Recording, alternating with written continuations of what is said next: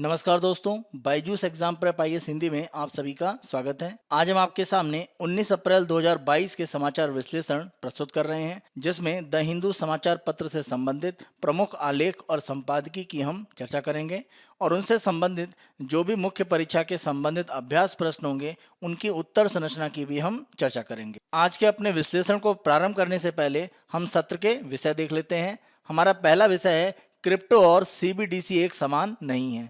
यानी अगर हम अलग अलग प्रकार की क्रिप्टो मुद्राओं की बात करें और सीबीडीसी यानी सेंट्रल बैंक डिजिटल करेंसी, केंद्रीय बैंक डिजिटल मुद्रा की अगर हम बात करें तो वो एक समान नहीं है, अलग अलग हैं।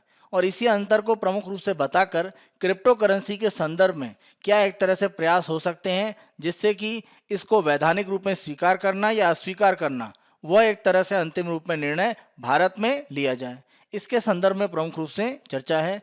दूसरा हमारा विषय यूके और रवांडा के बीच में आश्रय योजना के संबंध में समझौते को जो हस्ताक्षर किया गया है उसके अलग अलग पक्ष और प्रमुख रूप से आश्रय के संबंध में जो विवाद है उसके बारे में चर्चा की गई है। आज का हमारा तीसरा विषय है शिक्षा के लिए सहमति कुंजी। अगर आप किसी भी देश में शिक्षा का विस्तार करना चाहते हैं तो पूरे देश में शिक्षा का जो भी तंत्र होगा उसके संबंध में एक आम सहमति होनी चाहिए।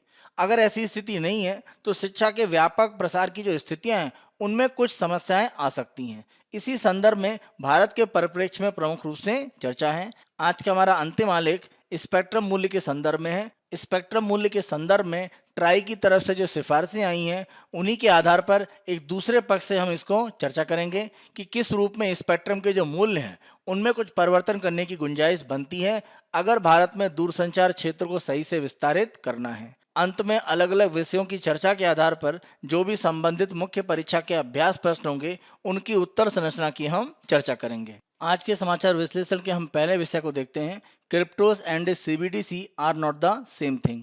क्रिप्टो मुद्रा और जब हम सीबीडीसी की बात करते हैं यानी सेंट्रल बैंक डिजिटल करेंसी, केंद्रीय बैंक डिजिटल मुद्रा, दोनों में एक तरह से अंतर है और दोनों का प्रमुख रूप से अलग अलग जो उपयोग है वो वैश्विक स्तर पर किया जा रहा है। इसके संदर्भ में भारत में भी प्रमुख रूप से चर्चा बढ़ी है। इसी आधार पर प्रमुख रूप से इस आलेख में चर्चा की गई है कि भारत के समक्ष अलग अलग विकल्प क्या हो सकते हैं और कैसे इनमें सामंजस्य की स्थिति बनाई जाए। यह आलेख पृष्ठ संख्या 6 पर सामान्य अध्ययन के तृतीय प्रश्न पत्र में अर्थव्यवस्था से संबंधित है। जब हम क्रिप्टो मुद्रा की बात करते हैं तो प्रमुख रूप से यह ब्लॉकचेन तकनीक पर आधारित है। ब्लॉकचेन तकनीक प्रमुख रूप से एक ऐसी तकनीक है जहां पर आपके द्वारा किसी भी तरह का किया गया जो भुगतान है वह उस तंत्र में जितने लोग भी एक तरह से भुगतान की प्रक्रिया में शामिल हैं उन सभी के पास एक तरह से उसकी सूचना होती है। यानी जो भी भुगतान किया गया है उसके संदर्भ में अगर कोई भी डाटा आप परिवर्तित करना चाहते हैं तो वह सीधे तौर पर आप अकेले नहीं कर सकते हैं। इसी आधार पर ब्लॉकचेन तकनीक में प्रमुख रूप से यह माना जाता है कि किसी भी तरह से संशोधन करने या भ्रष्टाचार की जो स्थितियां हैं उसकी न्यूनतम संभावना होती है और क्रिप्टो मुद्राएं इसी तकनीक का प्रमुख रूप से उपयोग करती हैं। क्रिप्टो मुद्राओं में एक और बड़ी समस्या देखी जाती है वह उनका विकेंद्रीकृत व्यवहार है। जैसे भारत में जब हम पूरे मौद्रिक तंत्र की बात करते हैं तो आरबीआई यहाँ पर एक केंद्रीकृत संस्था है जिसके माध्यम से पूरा हमारा जो मुद्रा बाजार है वहाँ पर जो भी मुद्रा की आपूर्ति या अन्य प्रकार के जो निर्णय हैं वह एक तरह से आरबीआई लेता है। यहाँ पर क्रिप्टो मुद्रा में ऐसा कोई केंद्रीय संस्था वैश्विक स्तर पर नहीं है जो इसकी निगरानी करता है और यही इसके लिए सबसे बड़ी एक समस्या बनती है और यहाँ पर किसी भी तरह का केंद्रीय जो विनियमन है वो नहीं हो पाता है। यहाँ पर निजी संस्थाएं सक्षम रूप में काम करती हैं, क्रिप्टो मुद्राएं बनाती हैं, संपत्ति और धन के रूप में उसका एक उपयोग करके अलग अलग तरह के जो भी व्यापारिक गतिविधियां हैं वो भी वो कर सकती हैं। जैसे अगर हम उदाहरण की बात करें, सबसे पहले 2009 में जब बिटकॉइन शुरू की गई थी सातोशी नाकामोतो के द्वारा, तो इसी तरह से निजी क्षेत्र में कई लोगों के द्वारा अलग अलग रूप में जो क्रिप्टो मुद्राएं हैं उनको जारी किया गया है और वो वर्तमान में काफी तेजी से आगे बढ़ भी रही हैं। जबकि अगर हम अलग रूप में मुद्रा की बात करें तो रुपए एक ऐसी मुद्रा है भारत की अगर हम बात करें जो केंद्रीय रूप में हमारे केंद्रीय बैंक के द्वारा जारी की गई है। यह सभी के एक तरह से हाथ में नहीं है कि वह अपने अनुसार अपनी मर्जी के अनुसार कोई भी मुद्रा जारी करके उसका वैधानिक रूप में उपयोग कर पाए। क्रिप्टो मुद्राओं के साथ में यही एक आसानी भी है और ये उनकी सबसे बड़ी समस्या है कि उसे निजी रूप में उत्पन्न करके और आगे जो भी गतिविधियां हैं व्यापारिक रूप में उनके उपयोग करने की उसको आगे बढ़ाया जा सकता है। इसी कारण से क्रिप्टो के संबंध में हमेशा एक विवाद बना रहता है। क्रिप्टो पर जब हम प्रतिबंध की बात करते हैं तो कोई एक देश प्रतिबंध लगाए उससे एक तरह से समस्या हल नहीं होगी। क्रिप्टो मुद्राओं को रोकने के लिए विश्व के सभी देशों को साथ आना पड़ेगा, तभी हम उसे रोक सकते हैं। अन्यथा किसी भी देश में जहां पर इसको अनुमति दी जाती है उसका कार्य प्रारंभ रहेगा। अगर हम टैक्स हेवन या कर स्वर्ग देशों की बात करें जैसे माल्टा, साइप्रस, तो इस प्रकार के जो देश हैं वो अपने यहाँ करों में बहुत छूट देते हैं। और ऐसे देशों को एक तरह से देखा गया है कि जो भी वैश्विक स्तर पर अलग अलग समझौते होते हैं उससे अलग हटकर वो कार्य करते हैं। और यहाँ पर यह भी अनुमान है कि अगर क्रिप्टो मुद्राओं को वैश्विक स्तर पर बंद किया जाता है तो उनके द्वारा एक तरह से इसको जारी रखने का काम किया जाएगा। क्योंकि वर्तमान में भी आप देखें कि जिस तरह से अलग अलग कंपनियों के द्वारा इन कर स्वर्ग देशों के माध्यम से करों में छूट ली जाती है, उसको रोकने के लिए विश्व की शक्तिशाली अर्थव्यवस्थाओं ने एक तरह से दबाव बनाया। उसके बाद भी इन टैक्स हेवन देशों के द्वारा बहुत अधिक प्रयास नहीं किए गए और अभी भी पूंजी का जो प्रवाह है और अवैध रूप में कर की जो चोरी है उसकी स्थिति बनी हुई है।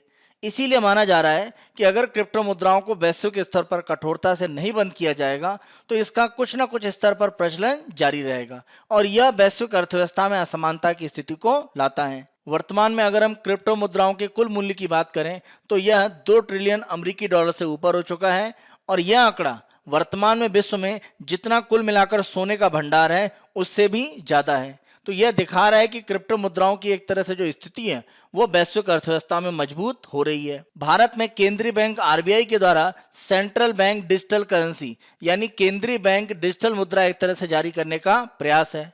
लेकिन हम ध्यान रखें कि क्रिप्टो मुद्राओं का यह एक समाधान नहीं है, क्योंकि जब हम सीबीडीसी की बात करते हैं जो आरबीआई जारी करेगा तो यह एक फिएट मुद्रा है। जब हम फिएट मुद्रा की बात करते हैं तो एक ऐसी मुद्रा जिसको किसी भी देश में वैधानिक रूप में स्वीकार किया जाता है लेन देन के लिए, जैसे भारत में अगर हम रुपए की बात करें, और क्रिप्टो के साथ में ऐसी स्थिति नहीं है।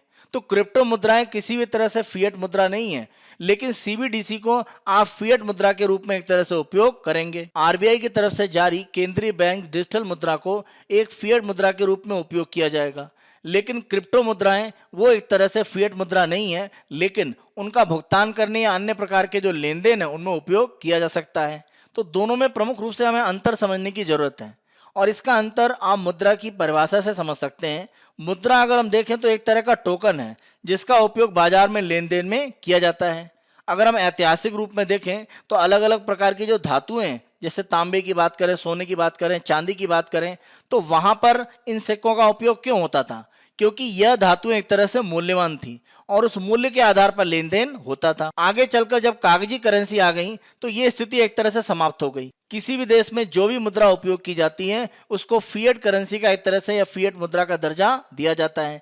इस आधार पर वो उपयोग की जाती है और हम ध्यान रखें कि जो भी मुद्रा पर मूल्य छपा होता है वो सभी स्वीकार करते हैं और उसका उपयोग किया जाता है। कागजी मुद्रा के संदर्भ में हम ध्यान रखें किसी भी देश में उस देश की सरकार का उसको समर्थन प्राप्त होता है, बिना उसके वो फिएट मुद्रा के रूप में कार्य नहीं कर पाएगा। इसके विपरीत अगर हम क्रिप्टो मुद्राओं की बात करें तो देश का एक तरह से समर्थन अलग अलग जगह इसको प्राप्त नहीं है और विनिमय के लिए इसे टोकन के रूप में आप कैसे स्वीकार कर सकते हैं जब तक कि किसी भी देश में इसको एक फिएट मुद्रा के रूप में स्वीकार न किया जाए। तो हम ये ध्यान रखें कि सामान्य जो मुद्रा है वो राज्य के द्वारा जब उसको अधिकृत किया जाता है तभी उपयोग किया जा सकता है। आप इस तरह समझ सकते हैं कि 2016 में जब नोटबंदी लागू की गई तो जिन नोटों को रद्द किया गया उनका किसी भी तरह का उपयोग संभव नहीं था। तो जब भी मुद्रा वैधानिक रूप में है, फिएट मुद्रा है, तभी उपयोग हो सकती है। तो जब सरकार की तरफ से यह दर्जा दिया जाता है यानी केंद्रीय बैंक की तरफ से, तभी उसका फिएट मुद्रा में उपयोग होता है। क्रिप्टो मुद्राओं के साथ ऐसी स्थिति नहीं है। इस आधार पर आप ध्यान रखें कि जो क्रिप्टो करेंसी है वो फिएट मुद्राओं के रूप में नहीं है, लेकिन उनमें लेन देन हो पाता है। इसके विपरीत भारत में आरबीआई की तरफ से जारी होने वाली सीबीडीसी यानी केंद्रीय बैंक डिजिटल जो करेंसी है वो फिएट मुद्रा के रूप में स्वीकार की जाएगी और तब उसका उपयोग होगा।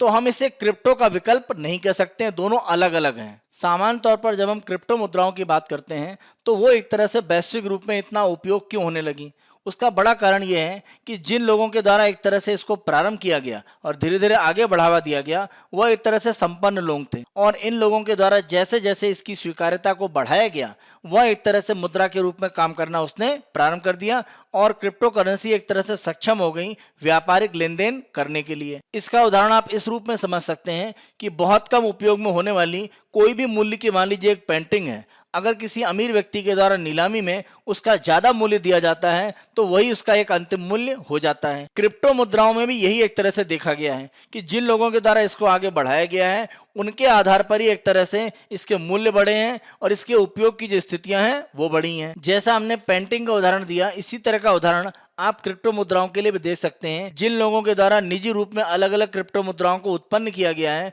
उनका उपयोग और जो मूल्य वही एक तरह से निर्धारित करते हैं, और इंटरनेट का उपयोग करके इस तरह के लेन देन किए जाते हैं। हम ध्यान रखें कि इनको मुद्रा के रूप में उपयोग करने में सक्षम बनाया जा सकता है। जिन लोगों के द्वारा क्रिप्टो मुद्राओं को उत्पन्न करके आगे बढ़ाया गया है, उन्हीं के माध्यम से इन मुद्राओं के जो उपयोग हैं वो अलग अलग रूप में सक्षम किए जा सकते हैं। बिटकॉइन क्रिप्टो मुद्रा की अगर हम बात करें तो वहां पर इसका मौद्रिक रूप में उपयोग करना आसान नहीं है, लेकिन अन्य प्रकार की जो सरल क्रिप्टो मुद्राएं हैं उनका इस तरह से उपयोग हो सकता है। तो यह यहाँ पर दर्शाता है कि अगर कुछ संपन्न लोगों के द्वारा कोई मुद्रा शुरू की गई है क्रिप्टो मुद्रा के रूप में, उसके उपयोग को आगे धीरे धीरे विस्तारित करके लेन देन के लिए एक निजी रूप में उपयोग किया जा सकता है। तो क्रिप्टो मुद्रा में इस तरह की स्थितियां बनती हैं। सामान्यतः क्रिप्टो मुद्रा में जो सबसे बड़ी समस्या मानी जाती है वह दोहरे खर्च की समस्या है। जैसे मान लीजिए आपने 100 रुपए खर्च करके कोई सामान खरीदा, आपने ये जो 100 रुपए खर्च कर दिए हैं इसको दोबारा आप खर्च नहीं कर सकते हैं, क्योंकि यह 100 रुपए की मुद्रा आपके पास नहीं है, यह व्यापारी या किसी भी दुकानदार के पास पहुंच चुकी है जिससे आपने सामान खरीदा है। लेकिन क्रिप्टो मुद्राओं में ऐसी जालसाजी की संभावनाएं बढ़ जाती हैं, क्योंकि कंप्यूटर में सॉफ्टवेयर के माध्यम से जो भी एक तरह से नियम है जिससे इन मुद्राओं का ऑनलाइन लेन देन किया जा रहा है उसमें हेरफेर किया जा सकता है। इसीलिए एक ही क्रिप्टो मुद्रा को बार बार उपयोग करने की स्थितियां बन सकती हैं। लेकिन जो हमारी सामान्य मुद्रा होती है, जैसे अगर हम भारत में रुपए की बात करें या किसी भी देश की जो मुद्रा है, उसका दोहरे रूप में जो उपयोग है बार बार वो नहीं हो सकता है। एक बार आपने उपयोग किया है, वो उपयोग के लिए समाप्त हो गई, कोई और व्यक्ति उसका उपयोग आगे करेगा। क्रिप्टो मुद्राओं में विकेंद्रीकरण का मतलब है कि हर व्यक्ति क्रिप्टो के जो प्लेटफॉर्म होते हैं उसमें अपने अनुसार एक तरह से कार्य करने के लिए स्वतंत्र है। तो ये जो विकेंद्रीकरण की स्थिति है, यही प्रमुख रूप से क्रिप्टो मुद्राओं में लाभ है। लेकिन कोई भी केंद्रीय बैंक की अगर हम आरबीआई की बात करें तो वह इस तरह से कभी नहीं चाहता है। वह चाहता है कि जो फिएट मुद्रा विशेष रूप में किसी देश में लागू है उस पर उसका नियंत्रण हो और उसके द्वारा उसे जारी किया जाए। जैसे अगर हम भारत में मुद्रा रुपए की बात करें, लेकिन इसके विपरीत अगर हम क्रिप्टो मुद्राओं की बात करें तो कोई भी माइनिंग कर सकता है और कोई भी क्रिप्टो को बना सकता है। लेकिन आरबीआई इस तरह की छूट किसी को नहीं देना चाहता है, वह सारा तंत्र उसी के पास रहना चाहिए। यहां पर केंद्रीय बैंक के लिए समस्याएं आ जाती हैं जब भी हम क्रिप्टो मुद्राओं को वैधानिक रूप में दर्जा देने की बात करते हैं। आरबीआई के द्वारा जारी केंद्रीय बैंक डिजिटल मुद्रा की अगर हम बात करें तो इसमें किसी भी तरह का अगर केंद्रीय तंत्र होगा तो यह क्रिप्टो मुद्रा नहीं होगी, क्योंकि क्रिप्टो मुद्रा विकेंद्रीकृत होती है।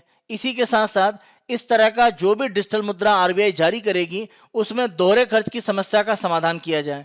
लेकिन अभी हमने देखा कि क्रिप्टो मुद्राओं में दोहरे खर्च की स्थितियां बन सकती हैं अगर अवैध रूप में कुछ भुगतान करने के लिए उसमें हैकिंग की जाए या तंत्र में किसी भी तरह के परिवर्तन किए जाएं, तो ऐसा संभव हो सकता है कि एक ही डिजिटल मुद्रा को कई बार उपयोग किया जाए। तो दोहरे खर्च की समस्या का समाधान होना संभव नहीं है। इसीलिए जो भी केंद्रीय बैंक डिजिटल मुद्रा है उसको क्रिप्टो के रूप में उपयोग किया जा सके, ऐसी स्थिति वर्तमान में असंभव सी लगती है। आरबीआई के द्वारा भारत में मुद्रा रुपए को जिस तरह से विनियमित किया जाता है उसके आधार पर भी अगर हम देखें तो जो भी केंद्रीय बैंक डिजिटल करेंसी है उसके लिए स्थितियां बहुत आसान नहीं होंगी। जैसे अगर किसी करेंसी नोट को जारी कर दिया गया है तो आरबीआई इस लेन देन में एक तरह से किस रूप में काम हो रहा है, भुगतान किसको मिल रहा है, कितना मिल रहा है, इस पर कोई निगरानी ऐसे सीधे तौर पर नहीं रखता है। लेकिन क्रिप्टो मुद्राओं पर इस तरह की निगरानी रखने की आवश्यकता बनेगी। दूसरा, जो भी एक तरह से भारत में रुपए में लेन देन होते हैं उन सभी प्रकार के लेन देन को आरबीआई एक तरह से मान्य नहीं करता है, क्योंकि जो भी भारत में मुद्रा है वो आरबीआई की तरफ से जारी की गई है, तो वह एक तरह से मान्य स्थिति है। भारत में हर प्रकार के लेन देन के लिए आरबीआई उसको मान्यता प्रदान करे ऐसी स्थिति नहीं हो सकती है। इसके विपरीत जब हम केंद्रीय बैंक डिजिटल मुद्रा की बात करते हैं तो इसमें जो भी भुगतान होगा उसको बार बार आरबीआई से एक तरह से मान्यता लेनी पड़ेगी। क्योंकि जैसा करेंसी नोट पर एक तरह से आरबीआई के द्वारा गारंटी दी जाती है भुगतान के लिए, ऐसी गारंटी हम डिजिटल मुद्रा में नहीं दे सकते हैं। यानी अगर मान लीजिए भारत में डिजिटल मुद्राओं में 1 अरब भुगतान होते हैं अलग अलग रूप में, तो उन सभी भुगतान को मान्यता आरबीआई के द्वारा देनी पड़ेगी और ये बहुत जटिल स्थिति है। तो इस तरह की जो स्थिति है वो आरबीआई नहीं कर सकती है। केंद्रीय बैंक डिजिटल मुद्रा में लगातार जो भुगतान होते हैं उनकी निगरानी कर पाना एक तरह से असंभव है। इसीलिए केंद्रीय बैंक डिजिटल मुद्रा की जब हम बात करते हैं तो उसको आसानी से उपयोग करना संभव नहीं है जब तक हम कोई नए सुरक्षित प्रोटोकॉल बनाकर इसका उपयोग संभव नहीं कर दें। वर्तमान में आईएमएफ की जो अध्यक्ष हैं क्रिस्टलिना जॉर्जिएवा, उनके द्वारा स्पष्ट रूप में कहा गया है कि वैश्विक स्तर पर जो मुद्राएं हैं उनमें एक तरह से नवीन परिवर्तन हो रहे हैं और दुनिया में लगभग 100 से ज्यादा देश हैं जिनके द्वारा केंद्रीय बैंक डिजिटल करेंसी एक तरह से प्रारंभ की जा रही है। इस रूप में हमें ध्यान रखना पड़ेगा कि वैश्विक स्तर पर मुद्रा एक तरह से एक नए चरण में प्रवेश कर रही है और सभी देशों को इसमें प्रमुख रूप से प्रयास करने की आवश्यकता है कि इसमें किस रूप में सुधार करके वैश्विक स्तर पर इसको लागू किया जाए। क्रिप्टो मुद्राओं पर अगर हम नियंत्रण करना चाहते हैं या इसको पूर्णतः समाप्त करना चाहते हैं, दोनों ही स्थितियों में वैश्विक स्तर पर अगर आपस में सहमति नहीं होगी तो यह करना एक तरह से संभव नहीं होगा। इस डील के माध्यम से यूके में रवांडा से जो अवैध लोग पहुंचे हुए हैं उनको रवांडा वापस भेजा जाएगा और इसे प्रमुख रूप से यूके में 2021 का एक जो बिल है नेशनलिटी एंड बॉर्डर्स बिल, उसके आधार पर प्रमुख रूप से आगे बढ़ाया गया है। इसी डील के संदर्भ में और अवैध रूप में अलग अलग देशों से यूरोपीय देशों में जो प्रवास होता है उसके संदर्भ में हम प्रमुख रूप से चर्चा करेंगे। अगर हम इस समझौते की बात करें जिसे यूके और रवांडा के द्वारा migration and economic development partnership या रवांडा डील के नाम से जाना जाता है, इसमें यूके और रवांडा की सरकारों के द्वारा एक समझौता ज्ञापन पर यानी मेमोरेंडम ऑफ अंडरस्टैंडिंग पर एमओयू पर हस्ताक्षर किया गया है। इस डील के माध्यम से यह समझौता किया गया है कि जो लोग रवांडा के हैं और यूके में 1 जनवरी 2022 या उसके बाद अवैध रूप से गैरकानूनी तरीके से सीमा पार करके प्रवास करने के लिए पहुंचे हुए हैं यूके में, उनको रवांडा वापस अपने देश में लेगा। इसके लिए उसके द्वारा स्वीकारोक्ति दी गई है। इस डील के अनुसार रवांडा एक होल्डिंग सेंटर के रूप में काम करेगा, यानी जो व्यक्ति यूके में अवैध रूप से पहुंचे हैं उनको वापस रवांडा भेजा जाएगा और जब तक उनके आवेदन के संदर्भ में रवांडा सरकार के द्वारा अंतिम रूप में कोई निर्णय नहीं लिया जाता है, उनके शरण और पुनर्वास के संदर्भ में भी प्रमुख रूप से, तब तक उनके द्वारा इन होल्डिंग सेंटर में एक तरह से उनको रखा जाएगा। यूके सरकार के द्वारा इस डील के माध्यम से प्रमुख रूप से प्रयास यह है कि लोगों की जो अवैध रूप में तस्करी होती है इंग्लैंड में उसे रोका जाए। प्रमुख रूप से फ्रांस से इंग्लैंड जो एक तरह से इंग्लिश चैनल को पार करके उनको प्रवेश कराया जाता है, यहाँ पर इस तरह की नाव का उपयोग किया जाता है जिसमें बड़ी संख्या में यात्री सवार नहीं हो सकते हैं और अंतिम रूप में वह एक तरह से समुद्रों में डूबती हैं और कई लोगों की इस प्रकार डूबने से मृत्यु हुई है। तो इस तरह की जो दुर्घटनाएं हैं उनको रोकने के लिए प्रमुख रूप से यूके सरकार का यह प्रयास है। इस डील के अनुसार रवांडा सरकार ऐसे व्यक्तियों को पूर्ण रूप से अपने देश में वापस ले लेगी जो नाबालिग नहीं है और उनके ऊपर कोई आपराधिक रिकॉर्ड नहीं है। यानी अगर नाबालिग व्यक्ति एक तरह से गलत तरीके से यूके में पहुंचा है तो उसको सीधे तौर पर रवांडा में वापस नहीं भेजा जाएगा। यूके में रवांडा का जो भी व्यक्ति अवैध रूप में पहुंचा है वह एक प्रवासी के रूप में रहने के लिए वहां पर अपील कर सकता है और यह अपील की प्रक्रिया 5 दिनों के नोटिस पर प्रमुख रूप से आगे बढ़ती है। अगर यह एक तरह से विफल हो जाता है प्रयास तो उसे रवांडा में एक तरफा टिकट काट कर दिया जाएगा और उसके बाद रवांडा सरकार की जिम्मेदारी एक तरह से बनती है कि किस रूप में वह इसको स्वीकार करता है। यूके और रवांडा की यह जो डील है यह अनकैप्ड है। इसका मतलब यहाँ पर कोई भी ऊपरी सीमा नहीं है कि आने वाले 5 साल में कितने प्रवासियों को वापस रवांडा भेजा जाएगा। इस समझौते में विशेष रूप से अलग से किसी भाषा के माध्यम से ऐसा कोई भी तथ्य शामिल नहीं है जिससे रवांडा में वापस पहुंचने वाले जो प्रवासी हैं जो यूके से पहुंचेंगे उनको आर्थिक, स्वास्थ्य सेवा या अन्य प्रकार के जो अधिकार हैं वो रवांडा सरकार दे। इसी के साथ साथ उनको वित्तीय सहायता की जो रूपरेखा है उसके संदर्भ में भी कोई स्थितियां नहीं बताई गई हैं। यूके आर्थिक परिवर्तन और एकीकरण कोष के हिस्से के रूप में रवांडा को 120 मिलियन पाउंड का भुगतान करेगा और प्रत्येक प्रवासी के लिए जो रवांडा में वापस भेजा जाएगा उसकी जो भी परिचालन लागत है उसको यूके वहन करेगा। साथ साथ सभी के लिए जो अनिर्धारित एक राशि है उसको भी एक तरह से प्रवासी को दिया जाएगा। इस राशि के संदर्भ में अंतिम निर्णय अभी नहीं किया गया है। वर्तमान में यूके में लगभग 25,000 व्यक्ति हैं जो शरण पाने के लिए तैयार हैं और उनके लिए यूके प्रतिदिन 4.7 मिलियन पाउंड का भुगतान करता है। 2021 के अंत में अगर हम वार्षिक रूप में भुगतान देखें तो 430 मिलियन पाउंड है। 2022 में 100 मिलियन पाउंड की एक तरह से इसमें वृद्धि हुई थी। यानी यूके में शरण पाने के लिए जो लोग प्रयास कर रहे हैं उनकी संख्या तेजी से बढ़ी है। रवांडा डील में ऐसे प्रवासियों की मेजबानी को किसी तीसरे देश में आउटसोर्स करके इस लागत को कम करने के लिए भी एक तरह से भविष्यवाणी की गई है। यानी भविष्य में अगर रवांडा का कोई व्यक्ति अवैध रूप में यूके में पहुंचता है तो उसको रवांडा भेजने से पहले किसी दूसरे देश में भी एक तरह से रखा जा सकता है और वहां से बाद में उसको रवांडा में एक तरह से भेजा जाएगा। तो ये स्थितियां भी आगे चलकर हो सकती हैं। यूके के द्वारा रवांडा के साथ में जो डील की गई है उससे भविष्य में अवैध अप्रवास की जो समस्या है वह क्या पूर्ण रूप से समाप्त हो जाएगी, उसकी स्थिति एक तरह से यहाँ पर नहीं बनती है। इस डील के लागू होने को लेकर अभी भी समस्याएं हैं क्योंकि इसे ब्रिटिश अदालत में चुनौती दी जा सकती है और वहां इस पर रोक भी लग सकती है। हम ध्यान रखें कि लोगों की तस्करी का जो पूरा नेटवर्क है ये वैश्विक स्तर पर काम कर रहा है और इस तरह के समझौते से हम पूर्णतः इसको समाप्त नहीं कर सकते हैं क्योंकि इसके माध्यम से एक समानांतर समस्या पैदा हो जाती है। जैसे यहाँ पर इस डील के माध्यम से ये कहा गया है कि जो लोग रवांडा के एक तरह से पहुंचे हैं यूके में या अन्य देशों से पहुंच रहे हैं उनको रवांडा में होल्डिंग सेंटर के रूप में वहां पर रखा जाएगा जब तक यूके में प्रवेश करने के लिए उनकी जो याचिका है उस पर अंतिम फैसला नहीं लिया जाता। लेकिन रवांडा में जब लोगों को रखा जाएगा तो वो लोग सुरक्षित हैं या नहीं इसके बारे में एक तरह से स्पष्टीकरण नहीं दिया गया है। इसी का अगर हम एक उदाहरण देखें तो ऑस्ट्रेलिया ने पपुआ न्यू गिनी के साथ इसी तरह का ऑफशोर प्रोसेसिंग का एक समझौता किया था। इस समझौते के माध्यम से ऑस्ट्रेलिया ने अपने देश में अवैध रूप में जो लोग पहुंचने का प्रयास कर रहे थे उनको गिरफ्तार करके मानुस द्वीप पर रखा था। 2017 में पपुआ न्यू गिनी की सुप्रीम कोर्ट ने यह फैसला सुनाया कि मानुस द्वीप पर जो प्रसंस्करण केंद्र संचालित हो रहा है वह अवैध और असंवैधानिक है और आदेश दिया कि ऑस्ट्रेलिया इस केंद्र में हिरासत में लिए गए 2000 लोगों को मुआवजे के रूप में 70 मिलियन ऑस्ट्रेलियन डॉलर का भुगतान करे। तो यह स्थितियां एक तरह से बनती हैं कि इस तरह के जो केंद्र हैं वह अवैध रूप में भी घोषित होते हैं।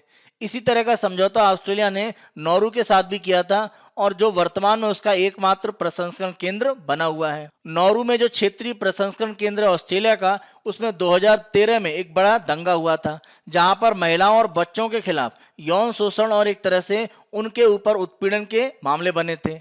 इस आधार पर अगर हम देखें तो जिन लोगों को ऑस्ट्रेलिया में अवैध रूप में प्रवेश करने के लिए गिरफ्तार किया गया था वह एक तरह से जहां पर रखे जाते हैं वहां पर वो एक तरह से दोबारा असुरक्षित हो जाते हैं। यूके के द्वारा रवांडा के साथ में यह जो समझौता किया गया है उसके ऊपर प्रश्न चिन्ह लगाए जा रहे हैं क्योंकि रवांडा में मानवाधिकार की जो स्थिति है वो बहुत अच्छी नहीं है और सरकार पर मानवाधिकार के हनन के हमेशा आरोप लगते रहे हैं। रवांडा में सरकार के द्वारा अपने आलोचकों को चुप कराने की स्थितियां बनती हैं जिसमें अवैध रूप में उनकी हत्या या अन्य प्रकार से उनको कमजोर करने के प्रयास किए गए हैं। साथ साथ उनको जेल की सजा अवैध रूप से देकर उनकी जो आलोचना है उसको कम करने का प्रयास किया जाता है। इजराइल के साथ रवांडा का इसी तरह का जो ऑफशोरिंग समझौता था वह 2019 में समाप्त हो गया क्योंकि इजराइल ने इरिट्रिया और सूडान से 4000 लोगों को निर्वासित किया जो रवांडा पहुंचे और कुछ समय के बाद उन्होंने रवांडा छोड़ दिया क्योंकि आरोप यह लगे कि रवांडा में एक तरह से सरकार के द्वारा इस तरह से कार्य किया गया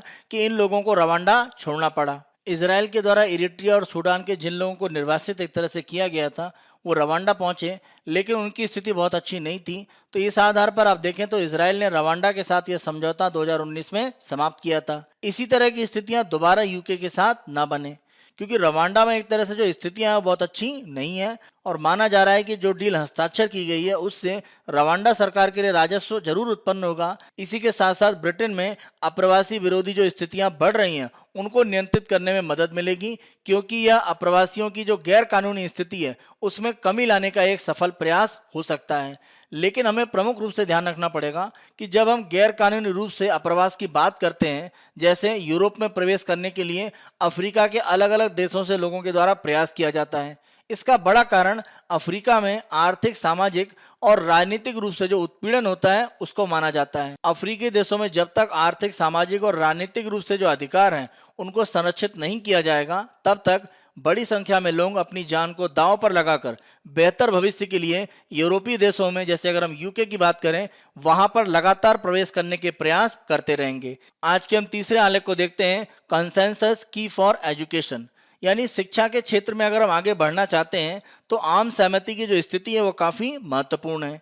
यहाँ पर तमिलनाडु सरकार के द्वारा अपनी स्वयं की राज्य शिक्षा नीति बनाने की जो बात की जा रही है उसके संदर्भ में प्रमुख रूप से आलेख में चर्चा है। तमिलनाडु सरकार का यह जो प्रस्ताव है वह देश में जो राष्ट्रीय शिक्षा नीति है उसके लिए एक तरह से चुनौती मानी जा रही है। लेकिन अगर हम इसका एक दूसरा पक्ष देखें, जब राज्यों के द्वारा अपनी शिक्षा नीति बनाई जाती है तो उनके द्वारा प्रमुख रूप से राज्य, जिला और ब्लॉक स्तर पर, या हम कह सकते हैं निचले ग्रामीण स्तर पर, प्रमुख रूप से अलग अलग तरह के जो अनुसंधान है या चर्चाएं हैं उनके आधार पर नीतियां बनती हैं और इससे राज्य में शिक्षा का जो प्रसार है उसको तेजी से बढ़ाने में मदद मिलती है। इसीलिए यह भी एक तरह से कहा जाता है कि अगर राज्यों के द्वारा अपनी स्वयं राज्य शिक्षा नीति बनाई जाती है तो देश की जो राष्ट्रीय शिक्षा नीति है उसको सार्थक रूप में क्रियान्वित करने में एक तरह से जो सक्षमता है वो बढ़ती है, क्योंकि योजना के जो अलग अलग पक्ष हैं उनको हम सबसे निचले स्तर तक एक तरह से लागू कर सकते हैं और लोगों को नए रूप में शिक्षा नीति के जो भी लाभ है वह उपलब्ध करा सकते हैं। वर्तमान में जो राष्ट्रीय शिक्षा नीति है उसके संदर्भ में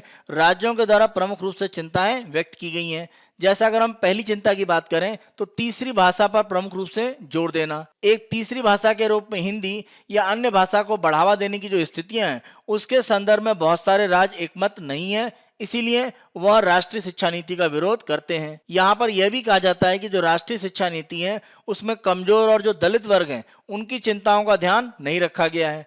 इस आधार पर इन वर्गों को लाभ देने के लिए राज्यों में शिक्षा नीति में जो प्रयास हो सकते हैं वह अब नहीं हो पाएंगे। इसीलिए राज्य राष्ट्रीय शिक्षा नीति से अलग अपनी स्वयं की शिक्षा नीति की बात कर रहे हैं। राज्यों का यह भी एक तरह से आरोप है कि वर्तमान जो राष्ट्रीय शिक्षा नीति है वह संपन्न वर्ग की ओर झुकाव दिखाती है, यानी जो गरीब हैं, जो वंचित है, जिनके पास आर्थिक संसाधन नहीं है, वह शिक्षा में आसानी से आगे नहीं बढ़ सकते हैं। इसीलिए राज्यों में अलग से अपनी शिक्षा नीति होनी चाहिए। साथ साथ राष्ट्रीय शिक्षा नीति में जो भी संदेह राज्यों को था उसके संदर्भ में अंतिम समाधान केंद्र के द्वारा नहीं किया गया, इसीलिए राष्ट्रीय शिक्षा नीति से अलग राज्य अपनी शिक्षा नीति की बात कर रहे हैं। नई राष्ट्रीय शिक्षा नीति जो बनाई गई है उसमें राज्यों के मत का बहुत अधिक महत्व नहीं रखा गया, इसका आरोप है। इसको प्रमुख रूप से हम ऐसे समझते हैं, जब हम राष्ट्रीय शिक्षा नीति की बात करते हैं तो इसका जो अंतिम मसौदा है वो केंद्रीय शिक्षा सलाहकार बोर्ड यानी CABE में एक तरह से चर्चा किया जाता है और वहां पर विचार विमर्श होता है। लेकिन नई शिक्षा नीति जो भारत में घोषित की गई है उसमें ऐसा नहीं किया गया है। जब हम CABE की बात करते हैं, केंद्रीय शिक्षा सलाहकार बोर्ड की, इसमें केंद्रीय शिक्षा मंत्री अध्यक्ष होते हैं और सभी राज्यों के शिक्षा मंत्री इसके सदस्य होते हैं। इसी के साथ साथ शिक्षाविद भी इसमें सदस्य के रूप में शामिल होते हैं, यानी जितने भी हितधारक हैं वो अपने विचार इस बोर्ड की बैठक में रख सकते हैं और इसके आधार पर प्रमुख रूप से जो भी एक सर्वमत होता है वह राष्ट्रीय शिक्षा नीति में आता है। लेकिन इसका एक तरह से प्रयोग नहीं किया गया। इसी आधार पर माना जाता है कि राज्यों के हितों की नई राष्ट्रीय शिक्षा नीति में अनदेखी की गई है। राज्यों के स्तर पर प्रमुख रूप से जो भी एक तरह से स्थितियां हैं वो अलग अलग हैं, यानी जो स्थिति पंजाब में है वो स्थिति तमिलनाडु में नहीं है। तो राज्यों के स्तर पर जो अलग अलग एक अंतर दिखता है उस आधार पर जो हमारी शिक्षा नीतियां हैं उनमें क्षेत्रीय स्तर पर एक तरह से प्राथमिकताएं अलग हो सकती हैं और शिक्षा में अलग प्रकार की बाधाएं हो सकती हैं। शिक्षा को आगे बढ़ाने में केरल में बाधा अलग रूप में है, बिहार या उत्तर प्रदेश में अलग रूप में।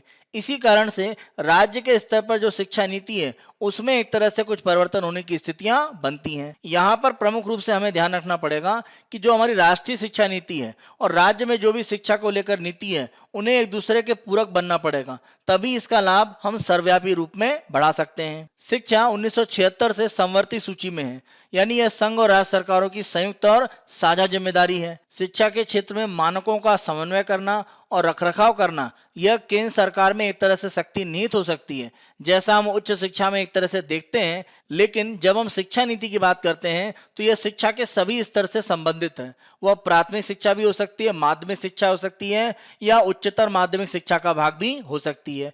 इसीलिए शिक्षा नीति में प्रमुख रूप से जो स्थितियां हैं वहां पर केंद्र और राज्य के बीच में समन्वय काफी आवश्यक है। तमिलनाडु की तरफ से अपनी स्वयं की नई शिक्षा नीति बनाने के बारे में जो प्रयास किया जा रहा है, उसके प्रमुख कारण कुछ इस तरह के बदलाव हैं जो भारत में प्रमुख रूप से हुए हैं। उस आधार पर राज्यों में नई शिक्षा नीति पर एक तरह से विचार किया जा रहा है, राष्ट्रीय शिक्षा नीति से अलग। अगर हम पहले प्रमुख बदलाव की बात करें तो सामान्य विद्यालय प्रवेश परीक्षा यानी कॉमन यूनिवर्सिटी एंट्रेंस टेस्ट यानी सीयूईटी की अगर हम बात करें तो इसकी एक तरह से परिकल्पना की जा रही है, यानी एक राष्ट्र एक परीक्षा, इस प्रणाली की दिशा में कदम उठाया जा रहा है। विश्वविद्यालय में प्रवेश के लिए अगर एक समन्वित इस तरह की प्रवेश परीक्षा होगी तो राज्यों के जो अधिकार हैं उनका कहीं ना कहीं हनन होता है, इसीलिए वह वर्तमान शिक्षा नीति का विरोध कर रहे हैं। अगर हम सीयूईटी की बात करें तो यहाँ पर स्पष्ट रूप से कहा गया है कि जो भी विश्वविद्यालय हैं वह उन पर निर्भर करता है कि वो सीयूईटी का स्कोर उपयोग करते हैं या नहीं करते हैं, लेकिन जब भी इस तरह का तंत्र शुरू होता है राज्यों के जो अधिकार हैं वो कहीं ना कहीं कमजोर होते हैं। एक दूसरा उदाहरण हम देखते हैं, सभी मेडिकल कॉलेज में स्नातक में प्रवेश परीक्षा के लिए राष्ट्रीय पात्रता परीक्षा यानी नीट को प्रमुख रूप से अनिवार्य कर दिया गया है। नीट के रूप में जो केंद्रीकृत परीक्षा है उसका तमिलनाडु जैसे राज्य विरोध कर रहे हैं। उनका यह कहना है कि केंद्रीकृत प्रवेश परीक्षा छात्रों के लिए आर्थिक बोझ बढ़ाती है और असुविधा का एक कारण बनती है। इस तरह की परीक्षाएं नहीं होनी चाहिए और राज्यों को भी इसमें अधिकार मिलने चाहिए। राष्ट्रीय स्तर पर प्रवेश परीक्षाओं का जैसा विरोध राज्यों में हो रहा है, जैसा तमिलनाडु में प्रमुख रूप से नीट के संदर्भ में है, तो उसके लिए जो आंकड़े हैं वह तमिलनाडु का एक तरह से समर्थन करते हैं। इस प्रकार के आंकड़े स्पष्ट रूप में आते हैं कि राष्ट्रीय स्तर की जो प्रवेश परीक्षाएं हैं उनमें केंद्रीय माध्यमिक शिक्षा बोर्ड यानी सीबीएसई से जिन्होंने अध्ययन किया है उनकी सफलता की दर ज्यादा है बजाय इसके जिन्होंने राज्य के बोर्ड के द्वारा अध्ययन किया है। आंकड़े 2021 के संदर्भ में नीट की परीक्षा उत्तीर्ण करने वाले छात्रों का प्रतिशत दिया गया है। सीबीएसई की पढ़ाई करके जिन छात्रों ने नीट को उत्तीर्ण किया है उनका प्रतिशत 73.9% है। इसके विपरीत अगर हम मध्य प्रदेश बोर्ड की पढ़ाई के बाद जिन्होंने नीट उत्तीर्ण किया है उनका प्रतिशत देखें 33.2, यूपी बोर्ड से जिन्होंने पढ़ाई की है और नीट उत्तीर्ण करने का प्रतिशत 37.1, बिहार बोर्ड से यह प्रतिशत 44.8, महाराष्ट्र बोर्ड से 44.4 और तमिलनाडु बोर्ड से 47.5 है। आंकड़े स्पष्ट रूप में यह बताते हैं कि नीट की परीक्षा में सीबीएसई से पढ़े हुए जो छात्र हैं उनको एक तरह से ज्यादा सफलता मिल रही है, यानी उनकी सफलता की दर राज्य बोर्ड से पढ़े हुए जो विद्यार्थी हैं उनकी तुलना में ज्यादा है। तो इस तरह का अगर अंतर बनता है तो राज्यों में भ्रम की स्थिति बनती है, इसीलिए वह राष्ट्रीय स्तर पर जो शिक्षा नीति है उसके विरोध में अपने राज्य के स्तर की जो शिक्षा नीति है उसको आगे बढ़ाने का प्रयास करते हैं। तो इस प्रकार के जो अंतर हैं अगर वो समाप्त किए जाएं तभी राज्य और केंद्र मिलकर शिक्षा के क्षेत्र में एक समान नीति का पालन कर सकते हैं। आज के हम अंतिम आलेख को देखते हैं, द राइट प्राइस। यहाँ पर ट्राई के द्वारा स्पेक्ट्रम के संबंध में जो मूल्यों को प्रमुख रूप से जारी किया गया है उनकी जो सिफारिशें आई हैं उसके संदर्भ में जो विरोध है वो लगातार बढ़ रहा है। स्पेक्ट्रम मूल्य में प्रमुख रूप से विवाद की जो स्थितियां हैं वो उसके मूल्य को लेकर हैं। जितनी भी दूरसंचार कंपनियां हैं उनका यह कहना है कि मूल्यों में केवल 35 से 40% की कमी की गई है जो पहले स्पेक्ट्रम का मूल्य था, लेकिन उनकी मांग लगभग 90% तक थी और ये काफी बड़ा अंतर है। इस आधार पर स्पेक्ट्रम के मूल्य ज्यादा होंगे, उनको लाभ की स्थितियां नहीं बनेंगी और अगर उनको लाभ नहीं होगा तो जो भी अवसंरचना है उसमें वो कैसे निवेश करेंगे, क्योंकि भारत में 5G टेक्नोलॉजी को हम तेजी से आगे बढ़ाना चाहते हैं और वहां पर अवसंरचना में बड़े पैमाने पर निवेश की आवश्यकता है।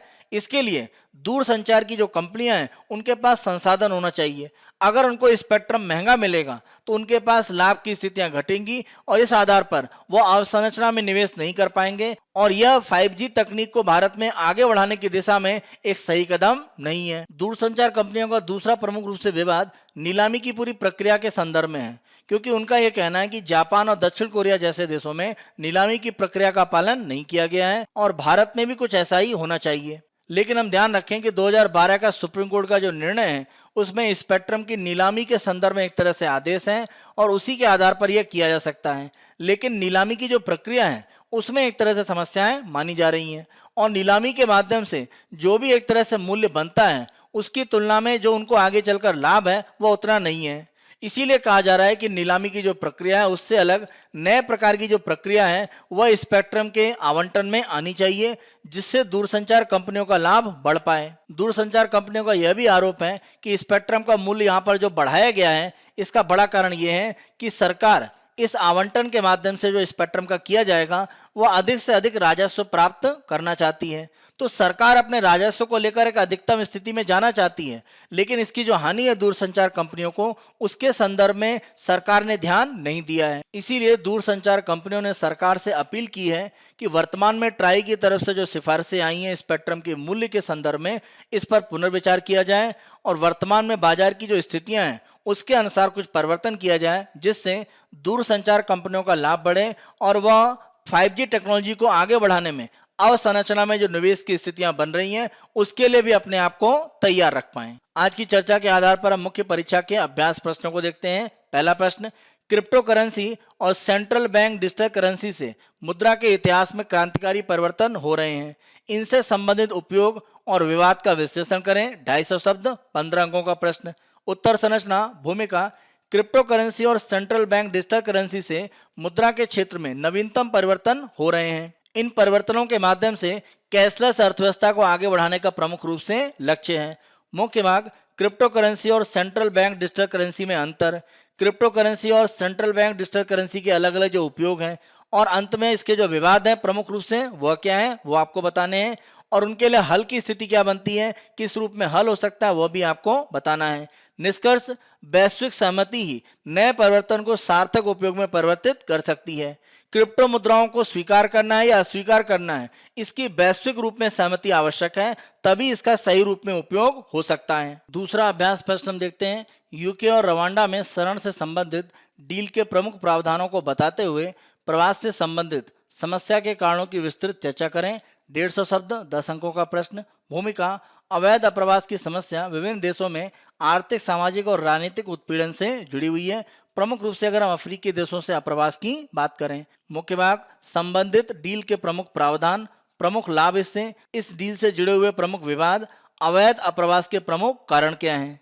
निष्कर्ष के रूप में आप बता सकते हैं, संबंधित देशों में रोजगार सुरक्षा को सुनिश्चित कर अवैध प्रवास को रोका जा सकता है। किसी भी देश का नागरिक अगर दूसरे देश में प्रवास कर रहा है अवैध रूप में अपनी जान को खतरे में डालकर, इसका अर्थ है कि उसको रोजगार और उसको जीवन की जो सुरक्षा है वो अपने देश में प्राप्त नहीं हो रही है। इसको सुनिश्चित करके हम अवैध रूप से अप्रवास की स्थितियों को रोक सकते हैं। यह हमारा 19 अप्रैल 2022 का समाचार विश्लेषण है।